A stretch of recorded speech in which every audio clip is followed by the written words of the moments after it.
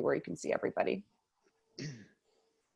All right, and so with that, I will say an official good afternoon to everybody who's joined us, and thank you so much for being here. This is the Williams NorCal Alumni Association's first virtual event. I'm Helen Hatch, co-president of our Northern California Executive Committee, and I'm also joined by Vladimir Andonov, who is my counterpart, and he's also here with us today, as you can see. So I'm sure, like many of you, we had hoped to be back to our regularly scheduled program in person by now, but in the meantime, we are incredibly grateful to our speaker, Tuck Rickards, for launching what we hope will be the first of many engaging and community building virtual opportunities for us while we're all still at home. And I'd also like to take a moment to thank the Williams College Alumni Office. We're joined by Rob Swan today for providing technical support for today's program and for helping us put all of this together. So I am very fortunate to introduce Tuck Rickards, who was Williams' class of 1986 and is the managing director of Russell Reynolds Associates San Francisco office. Tuck has over 20 years of experience at Russell Reynolds and is a core member of their board and CEO advisory partners, focusing on transformational leadership issues ranging from CEO succession to board recruitment and alignment. Tuck is a trusted advisor to boards and C-suites on growth strategies underpinned by digital transformation, data analytics, artificial intelligence, and other specialty areas. In addition, Tuck works very closely with private equity and venture capital firms to recruit senior leaders to their portfolio companies. In addition to his Williams BA, Tuck holds an MBA from Harvard Business School, and he is a board director of the Bay Area Council in San Francisco. I'd also like to share that he was a resident of Williams A and the Greylock Quad. He describes himself as a mediocre collegiate squash and lacrosse player, and he has continued to very generously host Williams students for winter study internships in the Bay Area. Tuck splits his time between San Francisco and Marblehead, Massachusetts, and is joining us, as he just shared, from the East Coast today. So we'll spend the first 30 minutes of the session presenting a brief overview of the markets, introducing Russell Reynolds' core leadership assessment model for both board and operating roles, and suggesting actionable ways to leverage our unique backgrounds and competencies. Finally, we will spend some time discussing the impact of COVID-19 on our work today. We'll also reserve plenty of time for your questions, which you can present either using the chat feature in Zoom, raising your hand, or feel free to unmute yourself at any time. So with that, just a brief reminder to mute when you're not speaking. And for those of you who are able, we'd love to see your faces. Please do turn your videos on. And then, as I just mentioned, feel free to toggle between speaker view and gallery view, whichever allows you to engage most actively in this presentation. So with that, I would say, let's get started. Tuck, I'll hand it over to you. Super. Thank you. And you can go ahead and drop the slides. We'll pull back just a couple slides here as we go through the in a bit, a couple discussion topics, but you can put those down now. And I hope we can put this in kind of gallery view and make this a discussion, not a presentation. And I'm going to say a special shout out to Adam, who just joined, Adam Seligman, who can give you some real world sense of the recruiting world today. We were fortunate to be involved with his joining Mozilla as their new COO. And I think you probably have a perspective, Adam, on the markets, but also what it's like to go through a recruiting process now. So I'll drag you and others into this conversation. So thank you and congratulations. So I'm really excited to be able to have this conversation today. I'm not someone who ever imagined I would be in the recruiting business. I was a Goldman and Montgomery banker and an entrepreneur whose company ran out of money and ended up getting recruited in as the first kind of internet CEO to the search business about 20 years ago. But what that's afforded me is a chance to live at this intersection of kind of West Coast talent disruption with kind of what's happening across all kind of industry sectors. So having looked at your different backgrounds, I'm also really interested in hearing from you what's happening in the various sectors that you live in. We also have, I think, just kind of benefit of the position. We're not a leading indicator, but at least have kind of a bird's eye view of what's happening in talent markets, particularly at the C-suite level, but also at the board level. So I can share a bit about just a couple minutes of context of the market. I think we're going to then open it up and do a quick poll to see kind of what your own interests are, and we'll adapt the content on the back end to that. so my view of kind of what's hot and what's not, I've lived now in the search business through the dot-com crash, the financial crisis. This one is quite unique. Our business, I think, from kind of full-on momentum in February to where do we think it was going to go in May or June would have been, is this a 25 or 30% drop in our business for the year based on what we're seeing in client demand?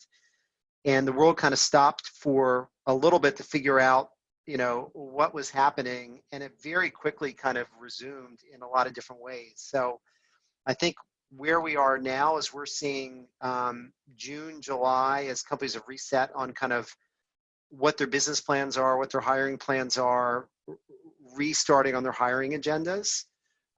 We've seen healthcare up maybe 25% for the year, and maybe the other sectors down, and those that are down are coming back strongly.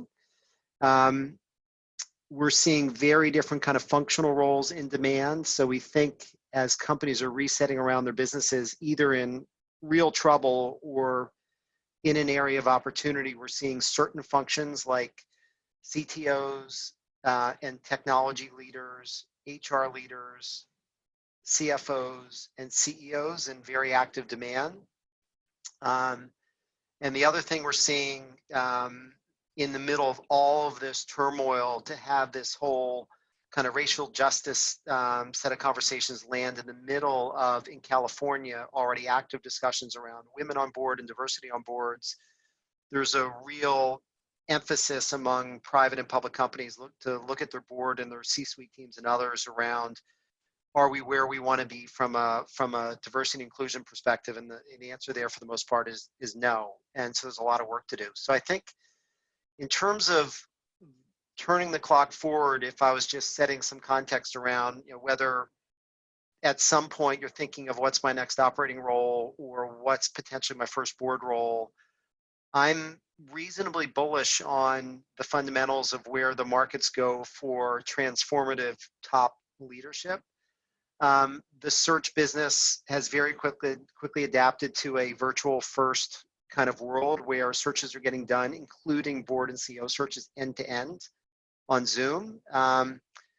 We'll talk a bit at the end around what does this mean in terms of new ways of working and expectations around where you sit. But I think certainly the whole announcements from Google, Facebook, others, that Salesforce, I think most recently, that we're into a July plus timeframe around, any normal go back to the office environment kind of changes all the rules. So I think it's a totally disruptive but interesting time, and it's one that I think it's a land of opportunity for those who look forward and see the world in a slightly different way and can adapt.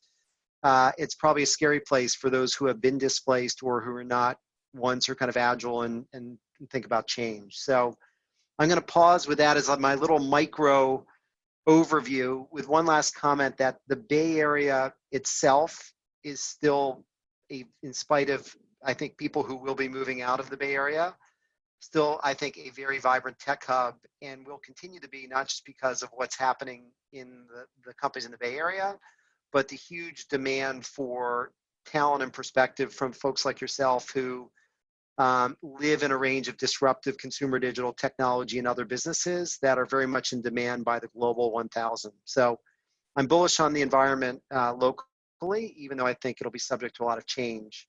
So Adam, with my setup to you, I might just look to you as kind of open it up for reactions and comments, but you've got a very fresh view on this. Any thoughts or perspective you might add? Well, first of all, thanks. I'll try to be brief. I was Williams 95, CS. I did master's in CS, got an Wharton MBA. So it's sort of a mix of the tech and the business.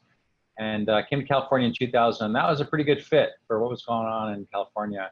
I kind of stayed with bigger companies, Microsoft, Salesforce, Google, kind of a short time, less than 2 years as a VP at Google, and then Mozilla. Sure, it's fun to work in like growing companies in the time of change. That's pretty exciting, and I think the California ecosystem has really provided that. I know it's easy to read just one thought. I know it's easy to read the press about the end of the Bay Area and everybody's just remote. And your network and your connections and your reputation is actually how this business works. and how you get evaluated for jobs, and you find them and evaluated for them. Like, it was a coffee shop meeting with an intro with somebody that led me on the whole Mozilla job path. So don't underestimate that. This is great. It's nice to see the faces, but that network and those, I assume, regional connections, I think are going to be super powerful going forward. Let's see. So Mozilla is a company that's impacted by COVID and declining revenue and competitive market and everything. We actually laid off 25% of our workforce last week. And it's easy to look at that on the outside and say, oh no, it's the end of the world. Actually, it's a restructuring. And you restructure so you come out of it in a better place, and you're more competitive, and you hire new product people and have new plans, and that's what we're doing now this week. So that means we're hiring. You know, I'm looking for product leaders. We've been in a new role we call an entrepreneurial product leader, like that sort of like in technical markets, but that spark of entrepreneurial product leadership, you know, like thinking of GM style business ownership. So I'm at a company that's going through change, and, you know, hopefully it'll go great, but we're hiring and we're looking and we're hiring board members, you know, looking for board members. So even in change, I think there's a lot of opportunity out there. I definitely have that sense from the inside right now. Thank you. Maybe leave it at that. Helen, I know we're going to do a poll for the group, but before, any other kind of reactions, observations just from the businesses that you're in, you know, comments or questions just around the environment? I'll note, sorry, I'm Aaron. Aaron, go ahead, please. Yep. Yeah, our business is doing quite well, which is probably maybe unique within COVID, but still definitely hiring in all sorts of positions in a lot of the social media companies. So. And just a little bit more, what's your business? Sorry, I work at Facebook, so we're doing quite well. But obviously, social networking is in demand when people are not able to see each other in person, and so I think that translates to that field. Yeah, in the Bay Area and elsewhere, it seems like, right, in terms of job opportunities now. So, I'm Germana. I'm a parent of a Williams grad. I'm in real estate, and real estate is crazy, as you guys probably all have heard. Everybody is fleeing to the suburbs. East Coast, West Coast, all around. So our sales are crazy. Inventory's down, sales are up. and in addition to the Bay Area kind of real estate environment, which is right haves and have-nots in the city and the suburbs, like we've done a lot of work around the digital transformation side of WeWork, CBRE, and otherwise. You look at kind of the bets that have been made on everybody wanting to be close to each other, and now the polar opposite of that. What a time of turmoil. So again, that's probably one of the most convulsed sectors through all of this, I would think. Hi, I'm Holland Chun. I'm a class of '76, so appreciate you letting old folks into your gathering here. After 30 years in a corporate life, I used to manage multinational companies, Latin America division, Asia Pacific. I'm new to the Bay Area. My wife and I moved here 3 years ago to Oakland, and after having spent 11 years in Singapore. So I'm currently consulting, working with senior executives on coaching, executive coaching. So the question I have for you is, what are the leadership attributes that your clients are now asking for in the new, let's say, remote work setting? Actually, why don't we jump right to the first of the slides, Helen? Let's answer that question, then we'll come back to a little bit more of the broad sectors represented. So it's a good question. A few things have changed, and I'm going to frame this with maybe just a quick run through a slide, which is how we as a firm kind of evaluate C-suite leaders and board leaders, and link this back to maybe a very practical view on today. So if there's and again, for those of you who don't know Russell Reynolds, so we're one of the big global search firms. There's 5 or so big ones, a bunch of boutiques. And we are retained by companies to find their next C-suite teams, leadership teams, and boards. We do CEO succession and other work. the way the recruiting industry has kind of traditionally evaluated executives has been this, if you look at this chart, which, kind of some mix of setting strategy, executing for the results, team building, and leadership. Those are kind of 4 different things that any kind of competency model would have in it. And again, competency model is beyond what have you done and have you done relevant checkbox experiences to what are you actually passionate about? Where are your skill sets in terms of actually driving these kinds of a business effectively? What we found that kind of static model worked well in the old days. We're now in a very dynamic world, even pre-COVID, where technology disruption, global change, political uncertainty, the world is upside down every day. And we found, if you look at the second row in this competency chart around C-suite differentiators, we found, and I think, by the way, this is a plug for liberal arts education, so let me tie all this together, are not folks who come into a problem with one leadership style as always being disruptive or risk-taking or heroic or galvanizing, but they can also listen and be pragmatic. They can ask for the right data and be reluctant before they bet a company. They can be vulnerable and build kind of empathetic teams. And there's this kind of quiet side of leaderships, which is really important. And I think this model of kind of agile leadership, which is my model for kind of a modern company, is the CEO kind of sitting in the middle of the table with a very connected, diverse group of leaders around them, and in a very agile way, iterating towards decisions versus a command and control from the top, very hierarchical, layered system. And in that kind of environment, it's someone who can guide conversations of push and pull and make multiple decisions, and get to good outcomes of multiple decisions versus I am kind of one style of leader. So that's a very broad preamble, but it goes from we recruited this charismatic CEO to we recruited someone who really understands the customer, the product, can engage with the teams, is agile. Those qualities are baked into this framework. And I think it's one that's relevant for all companies, large and small, but it's certainly relevant for the kinds of companies in the Bay Area. If you look underneath of it, the 3 spikes that we are really being asked to lean into from our clients now that are really unique, I think, to today, this innovation theme we've already talked about, the next 2 buckets around sustainable leadership and inclusive leadership are big deals. And I think on the inclusive leadership side, again, I mentioned the whole set of diversity discussions at board and operating level. Who's on the team, who's in the room is really the beginning of a conversation around, do you have an inclusive leadership style, which you can't be successful in this kind of disrupted world without a team that can engage, again, across the organization in a very inclusive way with multiple points of view. So we're now, in addition to being able to kind of summarize if someone's good at strategy or operations, we'll have deep referencing around inclusive leadership. Oh, you gave us 6 references and they're all men. Can we please have a woman you've worked with or who you work for?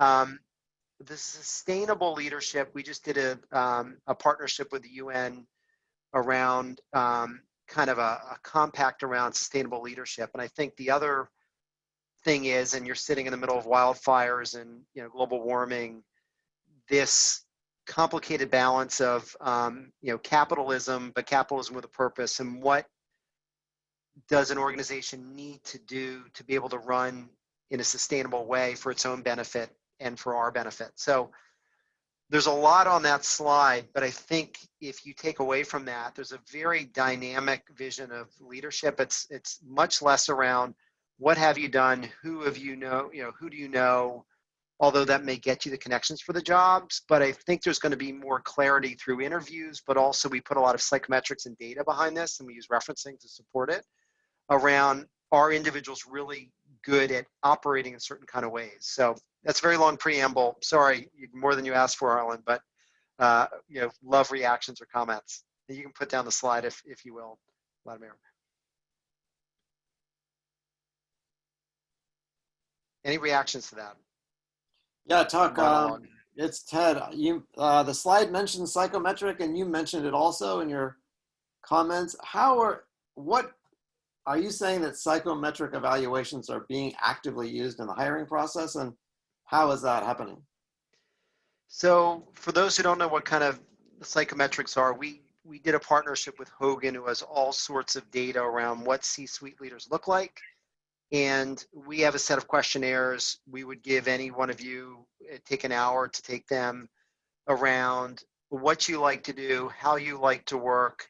And we build a profile of kind of natural tendencies and maybe, dark side characteristics or otherwise. So there's kind of a profile that describes kind of innately how you like to operate. We can then use that with a set of interview questions and a set of reference data to have areas that we probe in on that just kind of gives us a guide around, compared to a peer group with lots of data points, where does your kind of personality profile kind of fit?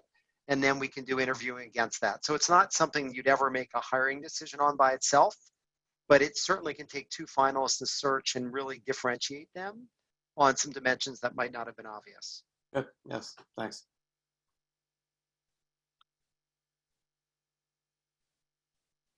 Any other questions or reactions around that particular slide? Helen, why don't we put up, we've got a quick poll. Again, we've run through at least a quick snapshot of your backgrounds, but we're going to try to take a little data set here of what sectors, what functions, and what's most interesting to talk about here on board or operating roles. So Helen, why don't we let you drive that? Sure, let me put that up right now. Hey, Tuck, Okay. I have a question. This is Sure. John. Hi, John. Hi. There's a bunch, I work in tech sales for a software company called SAP. Mm-hmm. And I sell essentially HR technologies. And we're seeing a massive influx of AI-driven technologies. Not, in my opinion, in an impactful way within SAP itself, but a lot of our partners are. And so I'm just wondering if you're starting to see AI-based inference of skills for executive leaders as opposed to psychometric analyses as a driver. I'm just curious if you're seeing that yet within the clients that you serve. So the world of AI is going to impact every sector, including recruiting. Where we're seeing it impact a lot is, I think, on the front end shuffling of resumes and finding, which backgrounds kind of make the most sense and trying to connect the dots around profiles to consider. I like that in some respects. Maybe that's efficient. It makes me really nervous in others, right? I think we are just learning as a firm around, how careful you have to be around specs and the way they're worded, or how much impact the way resumes would be worded to have unconscious bias around gender bias or other things, right? So I think there's huge opportunities around AI, but there's also big opportunities for risk. I think around I think the search business and the human capital business has been looking for the kind of money ball for venture capital or for recruiting kind of algorithm, right? Who is my best CEO? And let's run the person through a computer and pick them. I don't think, do we have any Googlers on the line here? Adam, I know you came from there. I mean, Google spent tons of time trying to figure out, I know over kind of at least 10 years ago kind of conversations, how do you kind of put math to all this? And I think the results have been very mixed around getting to answers. So I think, yes, it's coming. There's all sorts of different applications. I think it'll be hopefully a piece of a consideration and a process. I'm really nervous that we live in a world of unequal opportunity, and the bias in the system already can be really magnified by technology applied in a bad way. I mean, John, I don't know if you have a perspective on its success factors, right? Or some of the other businesses within Yeah, SAP. no, I totally agree with you, Tuck. If the algorithm is flawed, you're in for a lot of trouble. And it's hard not for the algorithm to be flawed.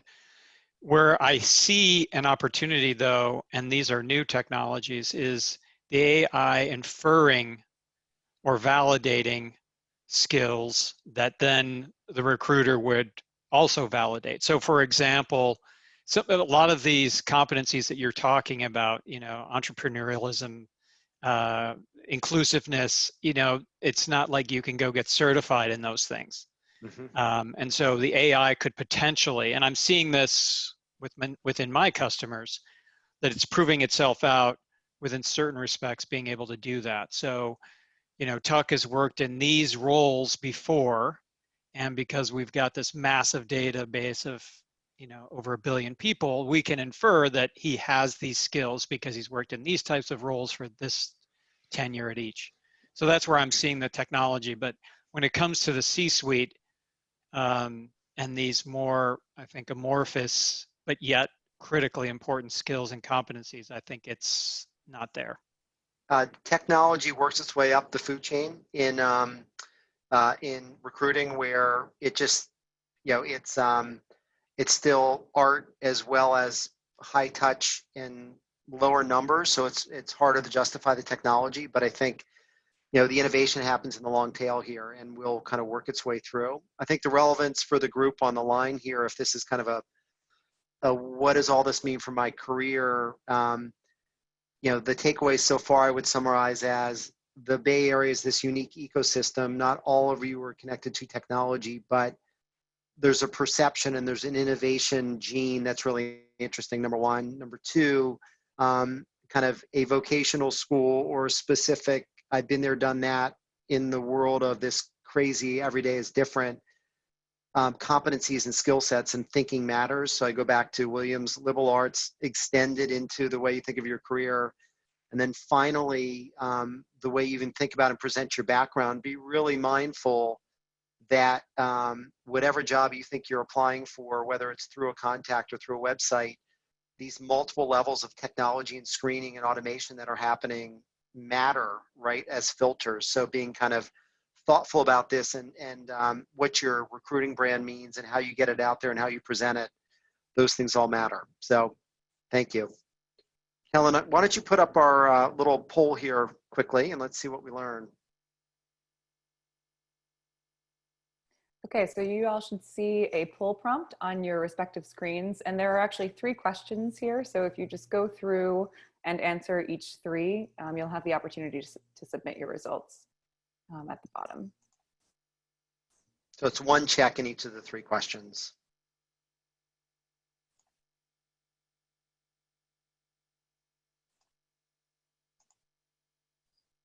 We'll just give it a couple more minutes, seconds.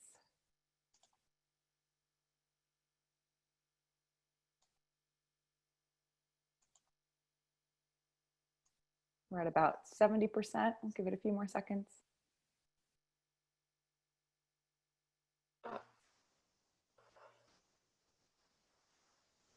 You good? Okay. Great. All right. So I'm going to go ahead and close the poll here. All right. Let me share our results.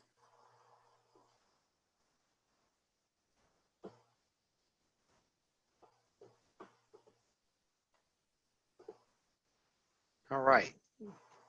So pretty balanced across sectors, which is interesting. Technology, no surprise. I would guess financial services, some of that may be tied into venture, private equity, or tech, I would guess.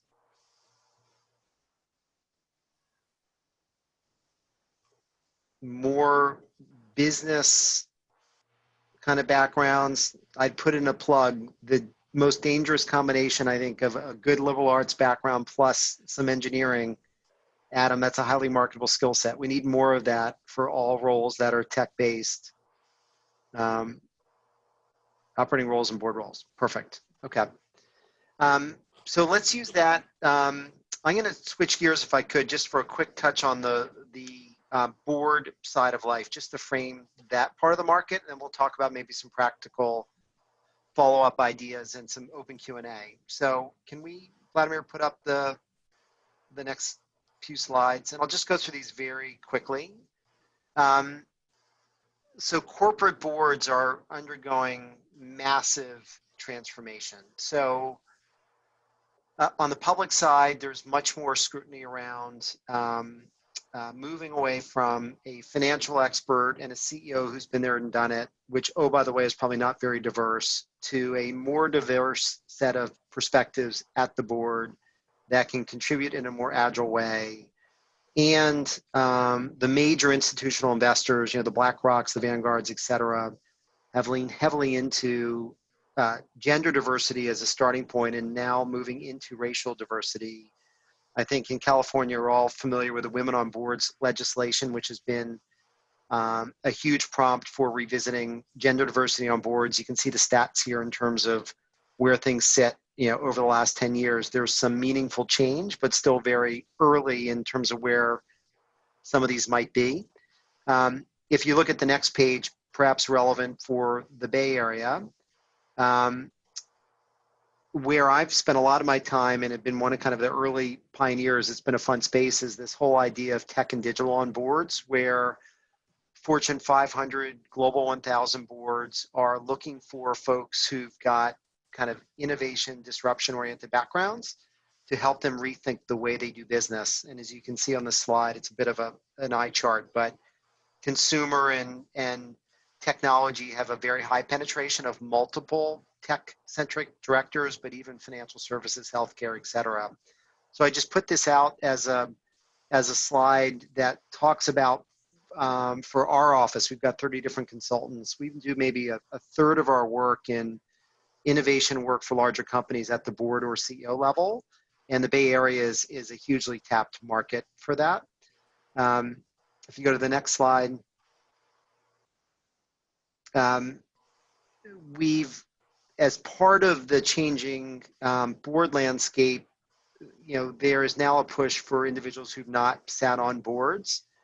And we've done a lot of forums that are different shapes and sizes, whether it's groups of technology-oriented executives or first-time female directors or affinity groups around different areas of diversity or otherwise. But I think the bottom line is, and I'm very happy. It's hard to have 50 kind of at-length conversations after this, but happy to be a sounding board for any of you as you're thinking about board or operating roles. If you just ping me with an email, we'll share that after the discussion. But here's kind of a basic framework of how to start thinking about boards, even if maybe 5 or 10 years out. And it's really about getting the right foundational operating experience where you've got that progression and track record and perspective in some space. But then starting to think about what does it mean to help contribute from a governance perspective versus an operating perspective. And you need to be very proactive about planting those seeds if you're interested in that. So some of it is thinking about your board value proposition and what am I uniquely good at? How do I get educated around board training? Stanford's got a great kind of up-and-coming directors kind of training program, as does NACD or some of the local board groups. So these are areas where I think you can get smart on governance best practices. You can build your foundation of experience, and then you can find a value proposition where, for example, we've put all sorts of digital kind of front-end marketers on Fortune 500 boards, bringing different perspectives. So I think it's a really interesting time to think about that, and would be happy to chat about that at more length in our questions. The next slide, I think, just one last to close. We went through the industry poll, and you can see from an industry perspective which backgrounds are kind of most relevant. You still need really 3 financial experts on a board, so finance is something that's still very much kind of a highly relevant sector, but you can run through these various kind of, whether it's functional skill sets or otherwise, and see what's kind of in demand. But the bottom line is I think it's gone away from a CEO who's kind of a been there, done it person in a suit to our business is rapidly changing. What's a future ready board look like? And how do I think of some more diverse backgrounds? So why don't we pull down those slides and let's just have a couple minutes of discussion on board questions. If people have any questions around kind of the market for boards, private or public.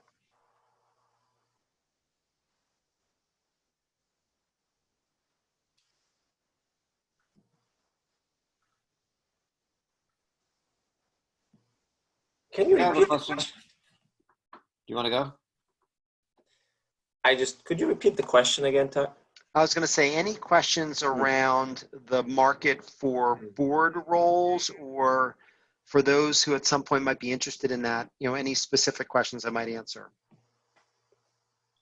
I was wondering, Tuck, in my work as a professional career advisor, I, fairly frequently work with people who are mid to later in their career and are thinking board service is going to be a great way. It's going to be a great transition. Mm-hmm. And I don't know that it actually works out that way for a lot of people. Like, they're naive. I think they have a naive sense of, frankly, their potential. But I'm just curious, from your perspective, where you see people getting hired as board members, what is the, does that happen most often through a professional search process, or does the company do it themselves, or what are the methods of finding board members? So the bottom line is, it depends on the size of the company, right? So the Fortune 100, Fortune 500, there's so much pressure on these companies from, what does BlackRock think? What is an activist going to do? Have I checked every box? That there's a consulting process. We have a whole consulting practice around, activist advisory, diversity advisory. That's a very mature kind of market now, even though the board profiles are changing quickly. So they're tapping firms like ours to find different backgrounds.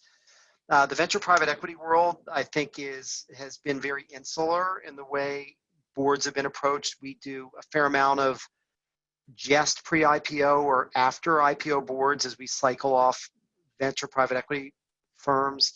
That whole world's changing. TPG put 70 women on their portfolio company boards in the last 2 or 3 years, and they're now looking at a similar kind of commitment to ethnic diversity and other diversity. So I think the private equity firms, which have always valued, I think, speed and control more than outside perspective, are finding that you really have to shift the model of governance earlier, and the data is showing that those other perspectives that are different than, again, the 4 finance people on the deal team are actually additive. So I think that's opening things up. Those board searches are happening through networking through the funds themselves. Most of them have talent arms, and you can get on the radar screens that way, or at the portfolio company level. Most people's first boards comes from a referral of someone who knows you and trusts you. But to your point, I think if you've run a company as a CEO, or if you've been head of marketing or technology for Facebook, that's great. You're going to get called on boards. But if not, if you're interested in that, you have to recognize that part of the opportunity now for these next gen board members is they bring the benefit of their day job to the board role. And that world, if they retire, they kind of lose the whole network, the platform, the everyday learning. Yeah. So I think there's going to be a balance of experienced board members, but a demand for those that are very much in seat, may have one board.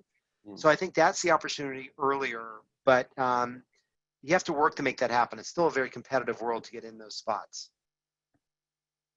Thanks. So Helen, I think I had one other point of kind of just, how do I think of, and I have lots of conversations around also kind of career advisory, right? I'm just before an exit. I'm thinking of my next gig. What should I do? I've done this for 10 years. The world's going left. My company's going right. How do I get on a new platform?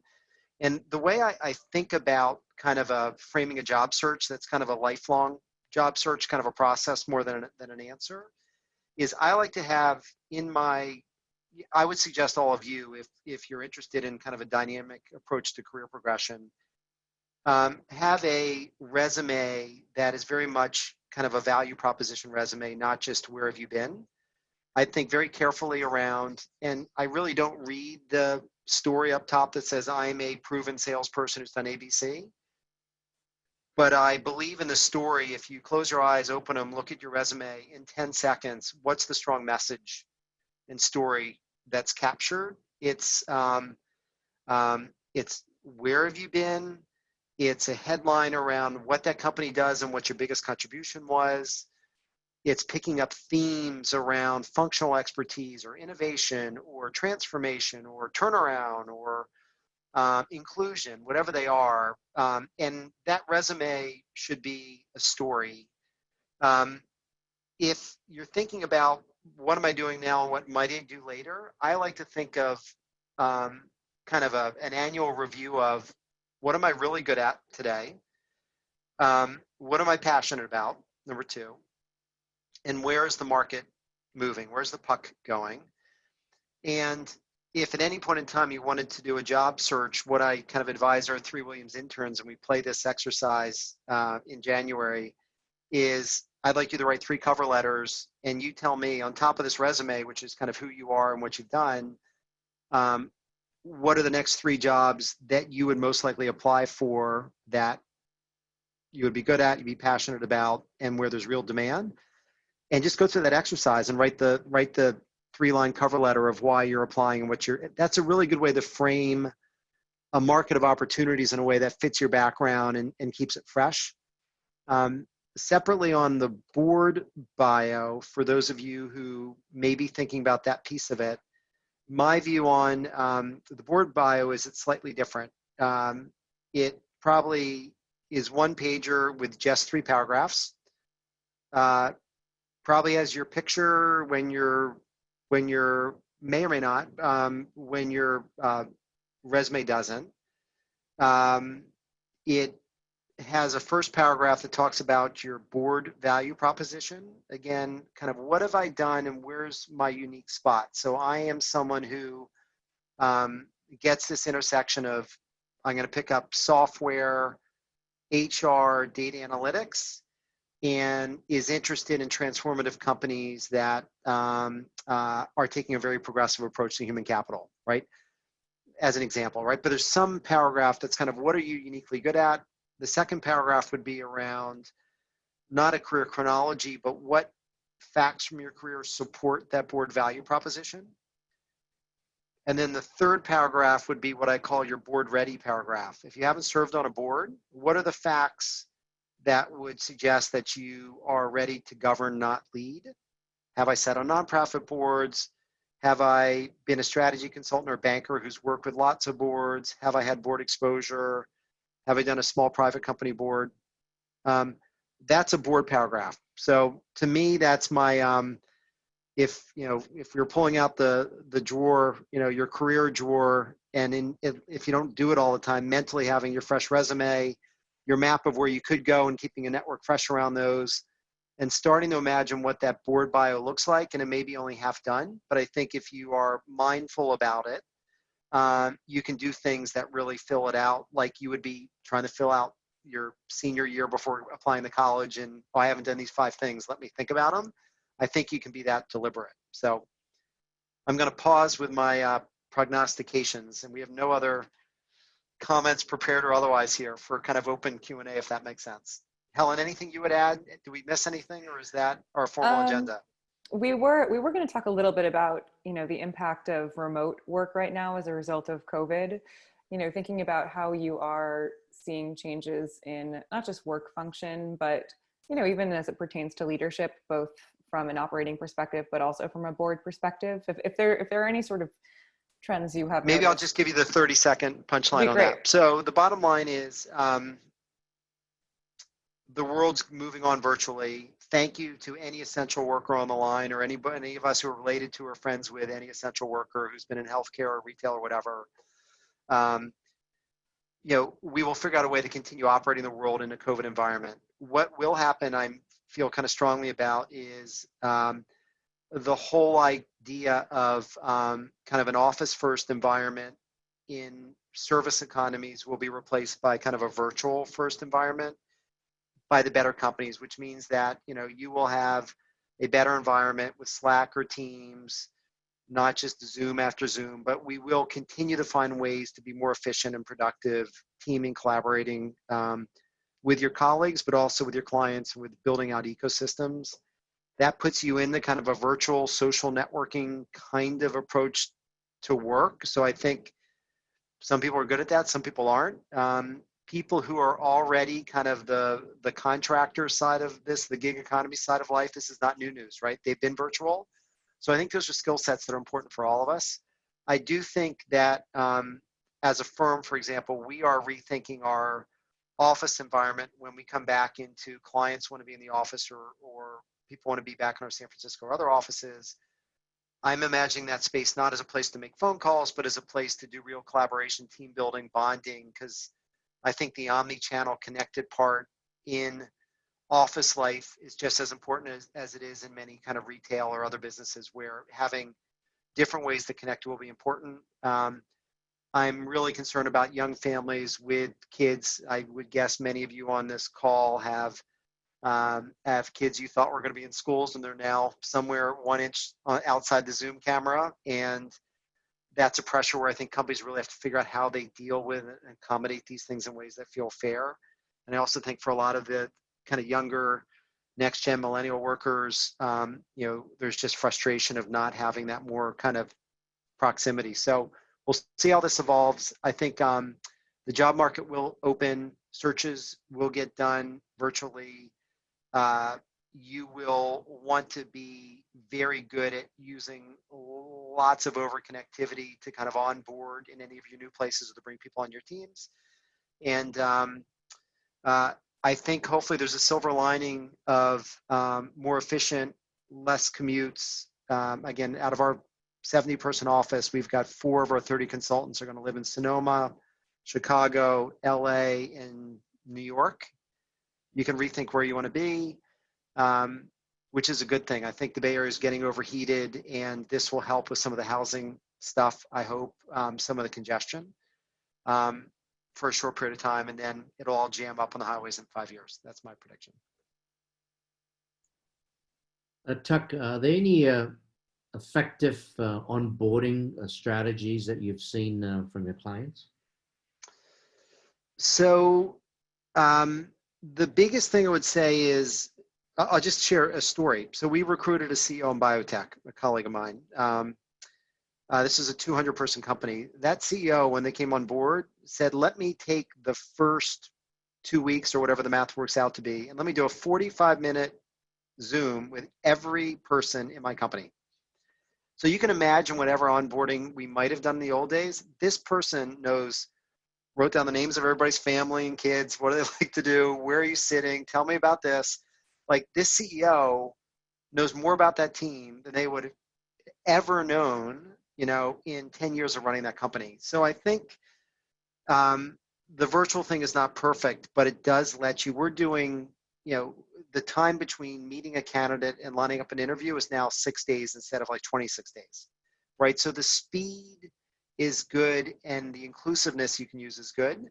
So leverage all of that. But I think you have to look forward to where do you get together physically in person. You have to think of the rhythm of the personal connectivity won't go away. So I think you have to plan for that, but do a thoughtful, connected, perhaps overdone job in this virtual environment may in many ways be better. We'll see. Tuck, I think Anne has a question here too. This may be tangential. I'm Anne Joseph O'Connell. I'm an academic at Stanford, and I'm working on a book, stand-ins on temporary leaders in government and business. And so I know a lot about the government side. And I guess I'm curious about your thoughts about leadership in this temporary capacity, the kind of interim COO or the interim CEO, and sort of how some of the issues may differ. I haven't given that a lot of thought. My reactions would be twofold. So first of all, we see a lot of temporary situations because we're filling holes, right? And